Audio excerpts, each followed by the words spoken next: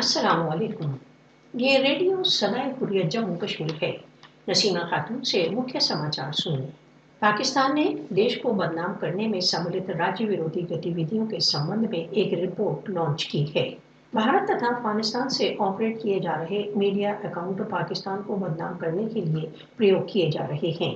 पाकिस्तान को बदनाम करने के लिए भारत द्वारा निरंतर टारगेटेड, जानबूझकर तथा सक्रिय रूप से डिसइंफॉर्मेशन कैंपेन चलाया जा रहा है। पाकिस्तान तथा इसकी संस्थाओं के विरुद्ध सोशल मीडिया अभियान भारतीय समाचार एजेंसी ANI द्वारा चलाए जा रहे हैं। भारतीय एजेंसियां देश के भीतर पाकिस्तान के विरुद्ध हैशटैग्स को फैलाने में पाकिस्तान विरोधी तत्वों में सहायता कर रही हैं। भारत पाकिस्तान के विरुद्ध डिसइंफॉर्मेशन कैंपेन का सहारा लेकर पाकिस्तान को FATF ग्रे लिस्ट में रखना चाहता है।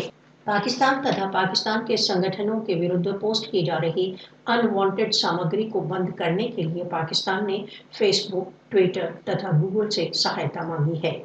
पाकिस्तान के विरुद्ध भारत द्वारा डिसइंफॉर्मेशन के प्रचार पर सार्वभौमिक मौन खेदजनक है।